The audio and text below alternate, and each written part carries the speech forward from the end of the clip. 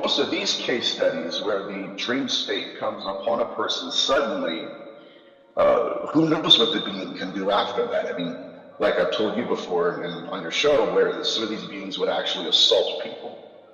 They would literally just immobilize their victims, and we would call it paralyzing sleep paralysis. But in the purpose of doing that, the earliest texts say that these entities not only induced people in the dream states, but they did that for the purposes of extracting the soul itself from the body. But anyways, yeah, so again, the idea of them plugging the soul out of the body, I think they're studying the soul in and of itself. What are its capabilities?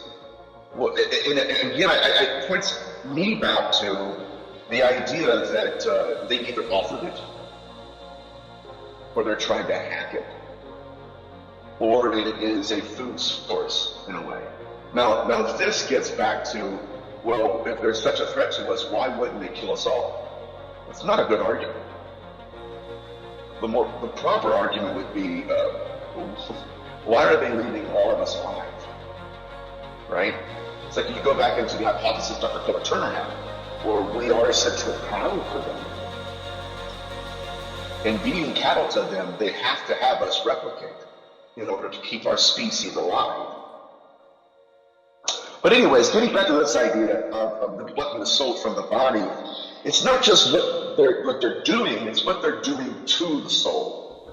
Now we're getting into, again, Betty and Bob Lucas case study. Betty Luca, when she left her body, they did something to her consciousness to such a degree that when she re-inhabited her body began to manifest skin anomalies. Now, what's important to notice is that they did not take her body in this specific case study, in this specific abduction account. Other times they have, but in this particular case, they took her out of her body, and yet the scoop marks still appeared,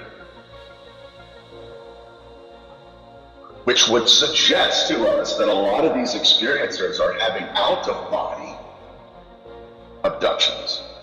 And we're looking at them, collecting the physical data and saying, yeah, they must have scooped something out of your flesh.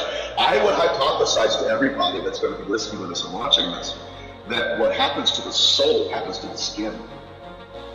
Again, that what we're witnessing are subdermal skin anomalies that are moving from underneath the skin to the surface, because what they're doing is manifesting to the soul and then through the skin. This is not unusual.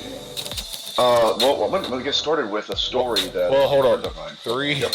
We got to be professional now. 3, 2, 1. Do you want to help support Beyond Forbidden and receive extra content that's not seen anywhere else?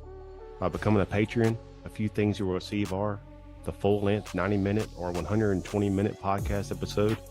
Members will also receive a private link to the video podcast and will only be exclusive to Patreon members. In-person, face-to-face interviews with some of the most well-known, respected researchers, behind-the-scenes footage of interviews not seen anywhere else, and that's just a few perks. So what do you have to lose? Cut out one brain-rotting, overly processed Happy Meal a month that doesn't do anything beneficial for your mind, body, and spirit, and become a Patreon for just $5.